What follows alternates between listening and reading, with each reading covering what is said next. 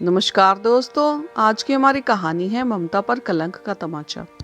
जून महीने की आग उगलती गर्मी के मौसम में साधना जी आंगन में रखी चारपाई पर लेटी हुई थी। पसीने से तरबतर आसमान की ओर निहारती हुई वे अपने स्वर्गवासी पति को याद करते हुए लगातार आंसू बहाए जा रही थी। वैसे तो रात के 1 बजे थे, लेकिन उनकी आंखों से नींद गायब थी। नींद आती भी तो कैसे, सुबह से अनाज का एक भी दाना तक भी उनके मुंह में नहीं गया था। अब तो उनके पेट की आंतें भी खाने की गुहार लगा रही थी। पल भर बाद साधना जी धीरे से रसोई घर में जाकर खाना ढूंढने लगी, लेकिन खाने के लिए कुछ पड़ा ही नहीं था। रसोई के सभी बर्तन खाली थे। फिर थोड़ा सा दूध पीने की इच्छा से उन्होंने फ्रिज खोला तो दूध का बर्तन भी खाली पड़ा था। बुझे मन से साधना जी एक गिलास पानी पीकर ही वापस अपनी चारपाई पर आकर लेट गई। एक और तो इतनी भयंकर गर्मी और दूसरा भूख से परेशान होकर वह बस दाएं बाएं करवट बदल रही थी और इंतजार कर रही थी कि कब सुबह हो और कब बहू उन्हें खाने के लिए कुछ दे। साधना जी के कमरे में पंखा नहीं लगा था, जिस कारण वह आंगन में चारपाई पर सोती थी। वहीं दूसरी ओर उनके बेटा बहू अपने कमरे में एसी चलाकर सुकून से सो रहे थे। दरअसल कल रात को बेटा बहू विपिन और मीना दोनों शादी में गए थे और रात को वहीं से डिनर करके घर लौटे थे। साधना जी के लिए उनकी बहू ने सुबह की बची 2 बासी रोटियां रख दी थी और अपनी सासू माँ से यह कह चली गई कि चाय बनाकर उनके साथ वह रोटियां खा लेना। अक्सर ऐसा ही होता था। उनकी बहू मीना रात की बची हुई रोटियां साधना जी को खाने में दे दिया करती थी और अब तो साधना जी को इस चीज की आदत भी पड़ चुकी थी। बहू के कहने पर उन्होंने चुपचाप हाँ में सिर हिला दिया। बेटा बहू शादी की दावत खाने चले गए। रात के समय जब साधना जी को भूख लगी तो खाना लेने के लिए वह रसोई में गई, लेकिन जैसे ही रोटी निकालने के लिए उन्होंने डिब्बा खोला तो देखा कि रोटी में से बदबू आ रही थी, लेकिन बहुत जोरों की भूख लग रही थी।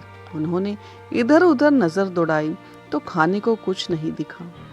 रात के करीबन 12 बजे बेटा बहू शादी से घर वापस लौटे, लेकिन साधना जी की इतनी हिम्मत नहीं हो रही थी कि वह अपनी बहू को इस समय खाना बनाने को कहे। इसलिए वे चुपचाप अपनी चारपाई पर लेटी रही और बेटा बहू अपने कमरे में सोने के लिए चले गए। लेकिन जैसे तैसे रात बीत रही थी, साधना जी की भूख भी बढ़ती जा रही थी। भूख से तड़पते हुए उनकी आंख लग गई और सुबह कुकर की सीटी बजने के साथ उनकी आंख खुली। चारपाई से उठकर देखा तो उनकी बहू मीना रसोई घर में खाना बना रही थी। खाने की खुशबू से साधना जी की भूख और भी तेज हो गई। दिल को एक संतुष्टि भी मिली कि चलो अब थोड़ी ही देर में स्वादिष्ट खाना खाने को मिलेगा। यह सोच ही रही थी कि उसी समय उनके कानों में एक कड़कती हुई जोरदार आवाज आई और वे अंदर तक कांप गई। कितनी देर लगा दी आपने उठने में? इतनी देर भी कोई सोता है क्या? साधना जी ने अपनी बहू की ओर देखा तो गर्म चाय का प्याला साधना जी के हाथ में थमाते हुए बोली, जल्दी से यह चाय पीजिए और घर के काम में मेरी मदद करवाइए। 2 दिन के मैले कपड़े पड़े हैं, उन्हें धो दीजिए और छत पर सूखने डाल दीजिए। और जब यह काम हो जाए तो सारे घर की झाड़ पोछ भी करनी है। और हाँ, जरा तेजी से हाथ चलाना, घर पर मेरे मायके वाले आने वाले हैं, इसलिए मैं खाना तैयार कर रही हूँ। उनके आने से पहले सारा काम निपट जाना चाहिए। एक के बाद एक बहू बातें बोलती ही जा रही थी, लेकिन रात से भूखी प्यासी साधना जी बहू के आगे अपना मुंह तक नहीं खोल पाई। एक कप चाय पीकर ही अपने आप को दिलासा दिया और बाथरूम में रखे कपड़े धोने के लिए चली गई। बुढ़ापे और कमजोरी के कारण उनसे इतना काम नहीं किया जाता था, परंतु वह मजबूर थी। सारा काम करने के बाद साधना जी हाँफते हुए अपनी बहू के पास आई और बोली, बहू, घर का सारा काम मैंने कर दिया है। अब मुझे बहुत जोरों से भूख लगी है। रात से मैंने कुछ नहीं खाया। रात को जो रोटियां तुम खाने के लिए रखकर गई थी, सुबह से बनी होने के कारण उन रोटियों में से बदबू आ रही थी, इसलिए मैं उन रोटियों को खा नहीं पाई। तभी बहू तपाक से बोली, अच्छा माँ जी, आप कहना क्या चाहती हैं? क्या मैं आपको बासी रोटियां देती हूँ? क्या मैं आपका ख्याल नहीं रखती? हे भगवान, अब बस यह इल्जाम ही लगना बाकी रह गया था मुझ पर। शर्म नहीं आती आपको ऐसा झूठ बोलते हुए? मेरी एक बात कान खोलकर सुन लीजिए। जब तक मेरे मायके वाले आकर खाना नहीं खा लेते, तब तक मैं आपको कुछ भी नहीं दूंगी खाने के लिए। अरे, अगर खाना कम पड़ गया तो, अगर कुछ बच गया तो मैं आपको बाद में दे दूंगी। अब यहाँ मेरे सर पर मत खड़ी रहिए। ऐसा कहती हुई मीना ने साधना जी के हाथ में एक बिस्कुट का पैकेट थमाया और बोली, अपने कमरे में जाकर इन्हें खा लेना, और जब तक मेरे मायके वाले आकर चले नहीं जाते तब तक वहीं बैठे रहना। आप सुन रही हैं ना माँ जी? यहाँ इधर उधर घूमने की कोई जरूरत नहीं है। और हाँ, आंगन में से अपनी चारपाई भी उठा लीजिए। मेरे घर को कबाड़ खाना बनाकर रख दिया है आपने। साधना जी का एक मन तो हुआ कि अपनी बहू की कड़वी बातों का मुंह तोड़ जवाब दे, लेकिन फिर यह सोचकर चुप रह गई कि बेटे के आते ही बहू हंगामा खड़ा कर देगी और बेटा विपिन फिर बहू की बातों में आकर फिर से उन्हें वृद्धाश्रम छोड़कर आने की धमकी देने लगेगा। जब से बेटे की शादी की है, उससे अपनी बूढ़ी माँ की तकलीफें नजर कहाँ आती है। वह तो सिर्फ अपनी पत्नी की ही बातें सुनता है। इसलिए साधना जी ने चुपचाप चारपाई उठाकर अपने कमरे में रख दी और वहीं आकर बैठ गई। सोचने लगी कि कितने मंदिरों में माथा टेका था, कितनी मन्नतें मांगी थी, तब जाकर हमारा बेटा विपिन हमें मिला था। और हम लोग तो यही सोचते थे कि बुढ़ापे में हमारा बेटा हमारी लाठी बनेगा, लेकिन उसे अपनी पत्नी के अलावा न तो कुछ दिखाई देता है और न ही उसकी बातों के अलावा कुछ सुनाई देता है। सपना जी एक गहरी सांस लेते हुए कभी एक पल भी निकाल कर मेरे पास बैठकर इतना तक नहीं पूछता कि माँ जी, आपकी तबीयत कैसी है, खाना खाया या नहीं। अब तो जब भी मुंह से कुछ बोलता है बस आग ही उगलता है। बेटा बहू जब भी मुझसे बात करते हैं तो ऐसा लगता है कि जैसे अभी मुझे खा जाएंगे। क्या कुछ नहीं किया मैंने अपने बेटे के लिए? अरे था ही क्या मेरे पास, सिर्फ 2 कमरे का घर और उनके पिताजी के पास एक छोटी सी खिलौने की दुकान से घर का गुजर बसर करना ही बड़ी मुश्किल से हो पाता था। लेकिन मैंने सोच भी लिया था कि मैं अपने बेटे के लिए एक बड़ा कारोबार खड़ा करूंगी। इसलिए उसके होने के बाद हम दोनों पति पत्नी ने दुगनी मेहनत की और लगातार 12 साल की मेहनत से एक छोटी सी दुकान शोरूम में तब्दील हो गई। उसके लिए बड़ा सा घर बनाया और व्यापार की एक एक बारीकी उसे सिखाई, जिसके कारण आज विपिन एक अच्छा व्यापारी बना बैठा है और अपनी जिंदगी में सफल है। उसके बाद उसकी पसंद की लड़की से उसकी शादी भी करवा दी और बहू घर में आ गई। सब कुछ कितने अच्छे से चल रहा था। तब तो मेरे पति रामकिशोर जी भी जिंदा थे, लेकिन अचानक उन्हें हार्ट फेल हुआ और लाख कोशिशों के बाद मेरे पति रामकिशोर मुझे छोड़कर चले गए। जब तक रामकिशोर जी मेरे साथ थे तब तक मैं इस घर की मुखिया हुआ करती थी। बेटा बहू कितना मान देते थे मुझे, कितना ख्याल रखते थे मेरा। खाने पीने की कोई दिक्कत नहीं थी। मेरे पति दुकान संभालते थे और मैं अपनी बहू के साथ घर के सारे काम संभाल लेती थी। लेकिन उनके जाने के बाद मेरी तो दुनिया ही उजड़ गई। मैं तो जैसे बेटे बहू पर बोझ बन गई। धीरे धीरे बेटे ने दुकान पर कब्जा कर लिया और बहू ने पूरे घर पर कब्जा कर लिया और मुझे एक कमरे तक सीमित कर दिया। अपने ही घर में मैं कहीं आ जा नहीं सकती हूँ। कुछ दिनों के लिए मेरी तबीयत क्या खराब हुई, बेटे ने तो मुझे पराया ही कर दिया, यह कहकर कि ज्यादा घूमने फिरने से आपकी तबीयत खराब हो जाएगी तो कौन संभालेगा।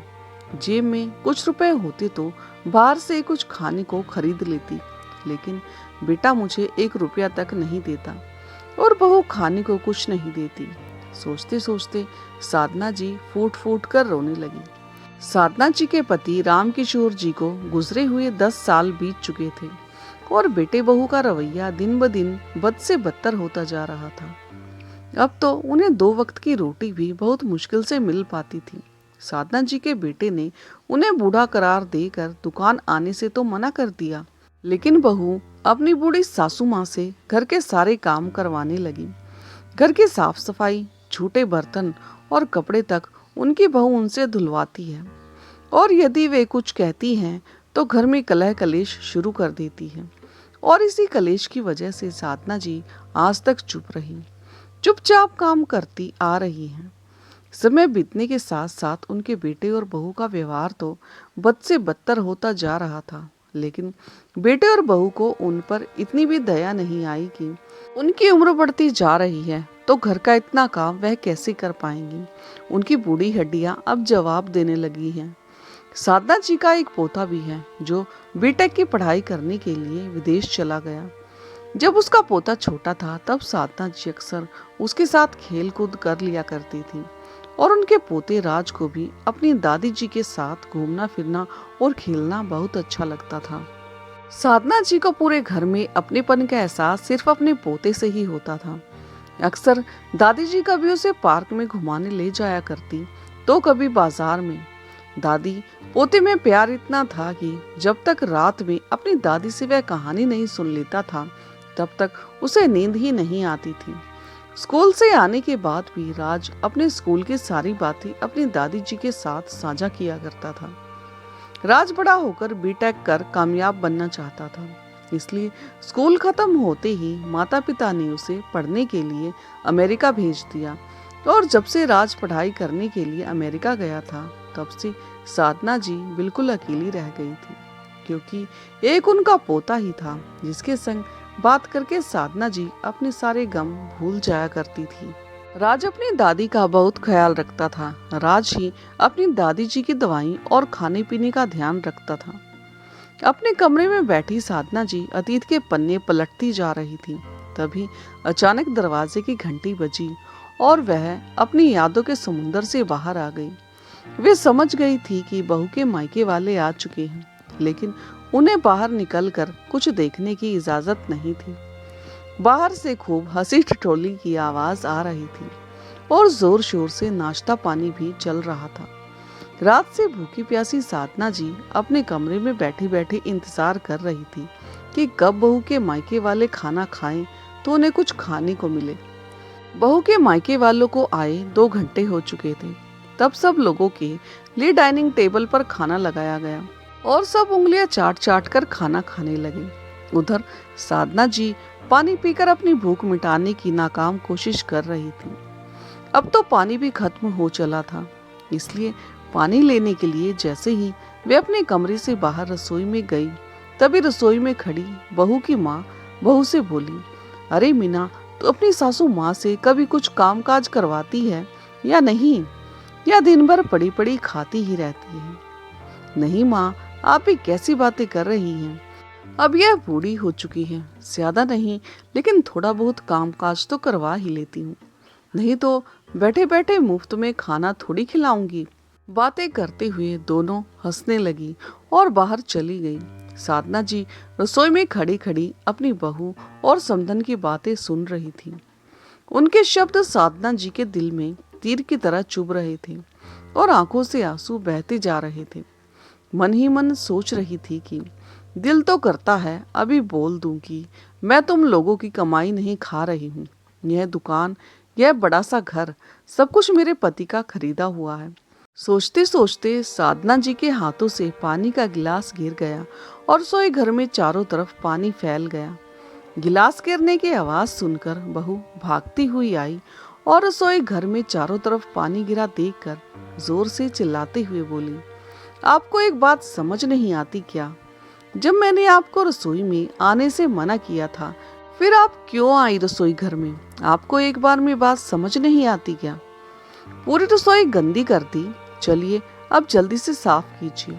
बहू का इस तरह से जोर जोर से चिल्लाना क्या कम था कि उनका बेटा भी पीछे से चिल्लाता हुआ आया, माँ जी, जब मीना ने आपको यहाँ आने से मना किया था तो फिर रसोई घर में क्यों आई?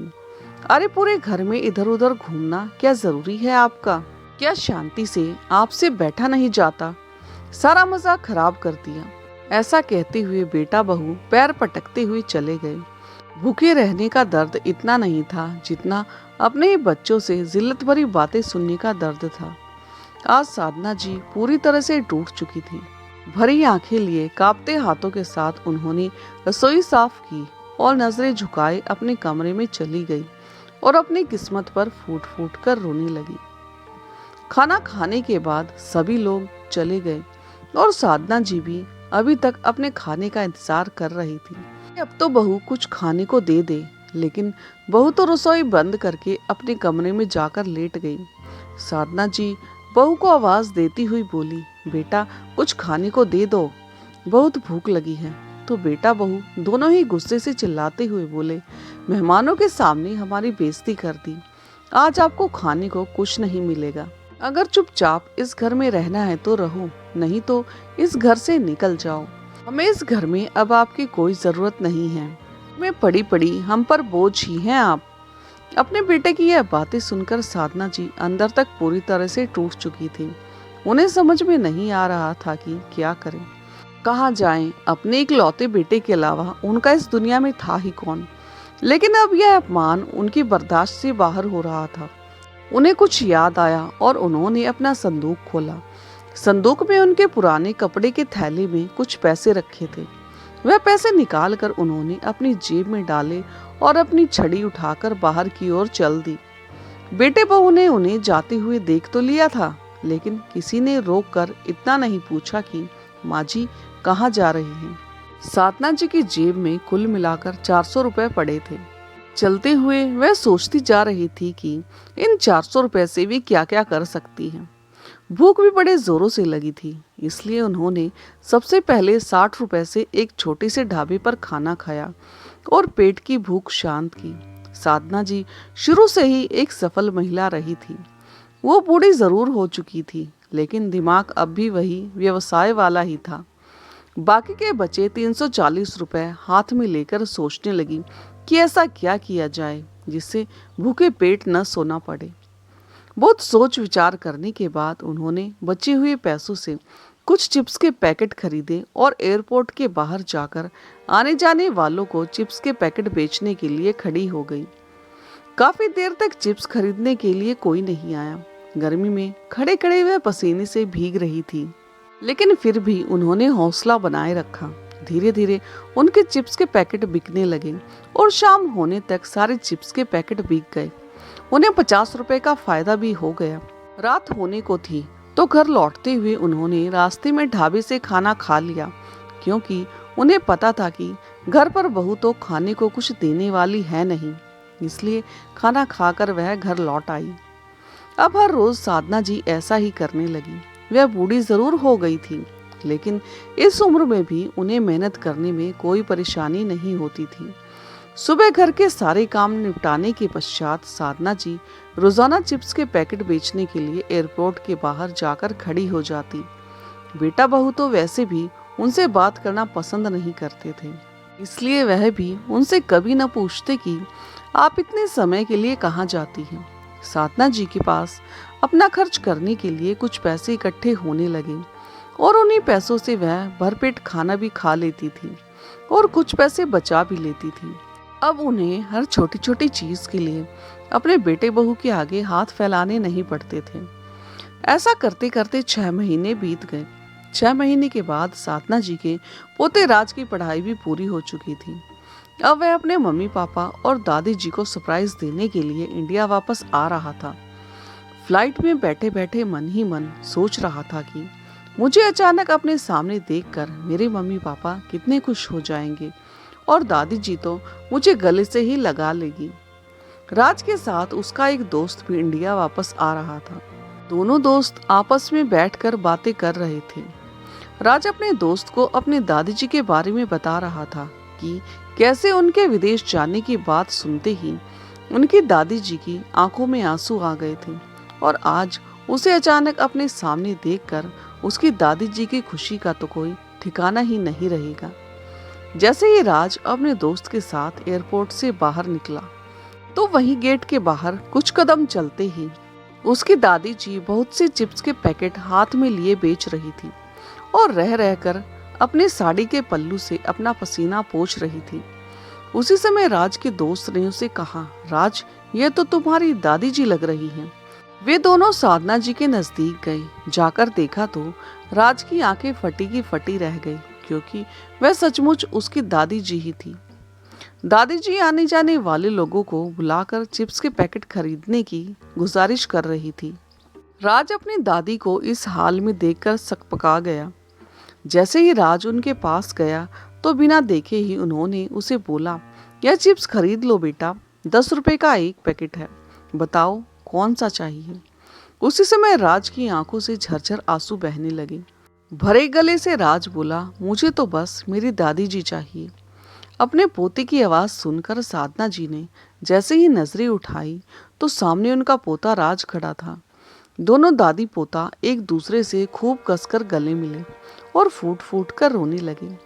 पास में खड़ा राज का दोस्त भी यह सारा नज़ारा देख रहा था और उसकी आंखों से भी आंसू बह निकले।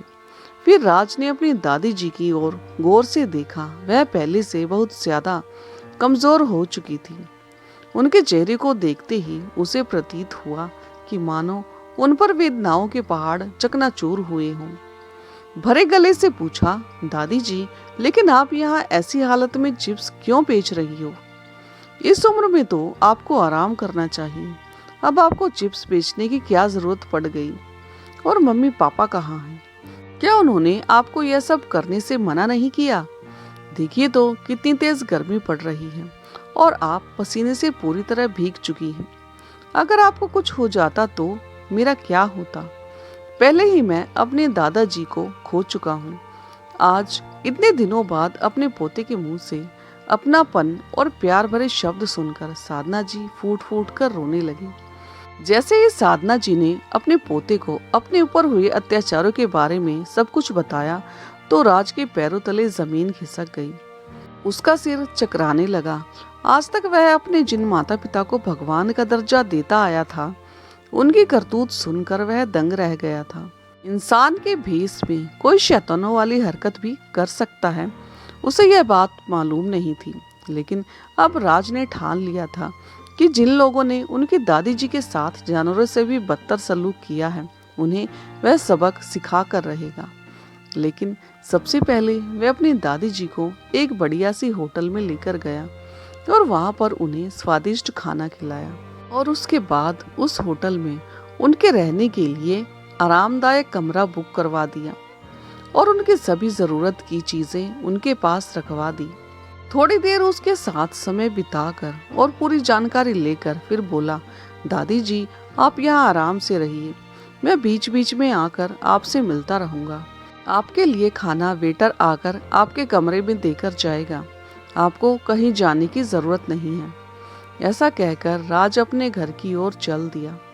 जैसे ही राज घर पहुंचा तो उसे अपने सामने खड़ा देखकर उसकी माँ बहुत खुश हो गई और बोली, अरे बेटा, तूने बताया नहीं कि तुम भारत वापस आ रहे हो। तुमने तो हमें सरप्राइज दे दिया। हमें बताते तो हम तुम्हारे स्वागत की अच्छी तैयारी करके रखते। फिर आज अपनी माँ की आंखों में आंखें डालते हुए गंभीर स्वर में बोला, लेकिन अगर मैं पहले बता देता तो मैं वह सब कैसे देखता जो मैंने आज अपनी आंखों से देखा है। तभी मीना जल्दी से अपने पति को आवाज लगाते हुए बोली, अजी देखिए तो हमारा बेटा आया है। कुछ ही सालों में कितना बड़ा हो गया है। आंखों में खुशी के आंसू लिए जैसे ही मीना अपने बेटे को गले लगाने लगी, तभी राज ने अपनी माँ का हाथ पीछे झटक दिया और बोला, माँ, पहले मुझे यह बताइए कि दादी जी कहाँ हैं? यह कहकर वह दादी को आवाज लगाने लगा, वह घर में नजर क्यों नहीं आ रही? ऐसा कहते हुए राज अपनी दादी जी के कमरे में चला गया, लेकिन दादी जी वहां नहीं थी। यह उसे भी मालूम था। वो बस अपने माता पिता के सामने नाटक कर रहा था। तभी मीना घबराई सी उसके पीछे पीछे आ गई और बनावटी सी हंसी लिए बोली, अरे बेटा, तुझे तो मालूम है तेरी दादी जी कुछ काम धाम तो करती नहीं है, बस सारा दिन खाती पीती रहती हैं और अपने कमरे में पड़े पड़े बोर होती रहती है। इसलिए हमने ही उन्हें कहा था कि कभी कभार बाहर भी चली जाया करो, नहीं तो हड्डियां जाम हो जाएंगी। अपनी माँ के मुंह से ऐसी बातें सुनकर राज की हैरानी का ठिकाना न रहा। सुबह से रात हो चुकी थी, लेकिन साधना जी अभी तक घर नहीं लौटी थी।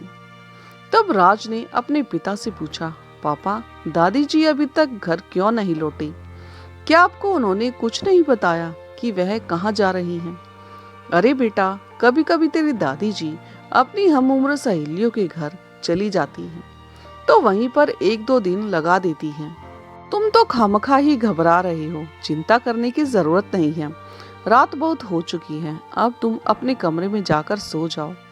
अगले दिन सुबह राज तैयार होकर अपनी दादी जी से मिलने होटल निकल गया और वहीं बैठकर उनके साथ खाना खाया और अपनी दादी जी को हिम्मत देते हुए बोला, दादी जी आप बिल्कुल फिक्र मत कीजिए, मैं आ गया हूँ ना, जल्दी ही सब ठीक हो जाएगा। इसके बाद राज अपनी दादी जी को लेकर घर पहुंचा तो साधना जी के बेटा बहू उन दोनों को एक साथ देकर हक्के बक्के रह गए। तभी मीना ने हड़बड़ाते हुए अपने बेटे से पूछा, अरे बेटा तुम्हें दादी जी कहाँ मिली? तो राज अपने चेहरे पर नफरत लिए अपनी माँ की ओर देखते हुए बोला, आपने तो मुझे सही ढंग से बताया नहीं कि दादी जी कहाँ गई हैं, लेकिन मैंने अपनी दादी जी को ढूंढ ही लिया। तभी राज कहने लगा, क्यों आप दोनों को हमें साथ में देखकर धक्का लगाना? बेटे की बात सुनकर दोनों माता पिता उससे नजरें चुराने लगे तो राज बोला, शर्म आती है मुझे आप दोनों को अपने माता पिता कहते हुए। कितने एहसान फरामोश लोग हैं आप, झूठ पर झूठ बोलते जा रहे थे। क्या आप जानते हैं कि कल मैंने एयरपोर्ट के बाहर अपनी दादी जी को चिप्स के पैकेट बेचते हुए देखा।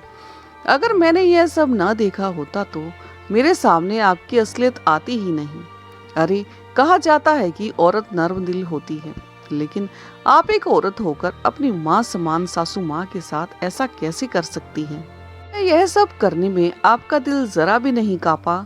और पापा आप अपनी माँ को ठेस पहुँचा कर तो आपको नर्क में भी जगह नहीं मिलेगी। एक बेटा होते हुए आप अपनी बूढ़ी माँ की तकलीफ नहीं समझ पाए। कल को अगर यही सलूक मैं आप दोनों के साथ करूं तो आपको कैसा लगेगा? और आप शायद यह भूल गए थे कि यह बड़ा सा घर और दुकान जिस पर आप कब्जा करके बैठे हो वह सब मेरे दादाजी की है और आपने उन्हीं की पत्नी को आपने रात की बची कुची रोटी खिलाई, उनके कमरे में एक पंखा तक नहीं लगवाया। अरे ऐसा सलूक तो कोई अपने घर के नौकर के साथ भी नहीं करता जैसा आपने अपनी माँ के साथ किया है। इस बात की सजा तो आपको मिलनी ही चाहिए। उसी समय पुलिस इंस्पेक्टर घर पर पहुंच गए। तभी राज अपने आंसू पोंछते हुए बोला, यहाँ आने से पहले हमने आप दोनों के खिलाफ पुलिस स्टेशन में रिपोर्ट दर्ज करवा दी थी। इंस्पेक्टर को देखते ही विपिन और मीना माँ जी के सामने हाथ जोड़कर खड़े हो गए। हमें माफ कर दीजिए माँ जी, हमसे बहुत बड़ी गलती हो गई, आइंदा ऐसा कभी नहीं होगा। ऐसा कहते हुए उसी समय एक जोरदार चांटे की आवाज आई और अपने गाल पर पड़े तमाचे के कारण विपिन जमीन पर गिर गया। तभी साधना जी बोली, अरे ऐसी औलाद से तो बेऔलाद रहना ज्यादा बेहतर रहेगा। इन दोनों को ले जाइए इंस्पेक्टर साहब। माँ के मुंह से ये बात सुनते ही वे दोनों माफी के लिए गिड़गिड़ाने लगे। जैसे ही पुलिस वाले उन्हें जबरदस्ती बाहर की ओर ले जाने लगे तभी साधना जी ने देखा कि उनके पोते राज की आंखों में आंसू थे। उसी समय वे बोली, इंस्पेक्टर साहब मैं अपनी कंप्लेंट वापस लेती हूँ, इन दोनों को छोड़ दीजिए। उसके बाद इंस्पेक्टर ने विपिन और मीना को चेतावनी देते हुए छोड़ दिया और कहा, बुढ़ापा तो सभी को आना है। आज आपकी माताजी बूढ़ी है, कल आप लोग भी बूढ़े होंगे और जैसा आप करेंगे वैसा ही आपको मिलेगा। यह बात हमेशा याद रखना। इतना कहकर इंस्पेक्टर साहब चले गए और राज अपनी दादी जी के गले लग पड़ा। उस दिन के बाद से साधना जी के बेटा बहू उनका खूब अच्छे से ख्याल रखने लगे। उनकी हर छोटी से छोटी जरूरत और खाने पीने का ध्यान वह बहुत अच्छे से रख रहे थे। अब साधना जी अपने घर पर बहुत शांति से रहती और हर पल अपने पोते को दिल से आशीर्वाद देती। दोस्तों, आपको ये भावुक और प्रेरणादायक कहानी कैसी लगी और कहानी का कौन सा हिस्सा आपके दिल को छू गया, कमेंट करके ज़रूर बताएं। और हाँ, यदि चैनल पर नए हो तो चैनल को लाइक, सब्सक्राइब और शेयर करना ना भूलें। तो मिलते हैं एक नई कहानी के साथ, तब तक के लिए धन्यवाद।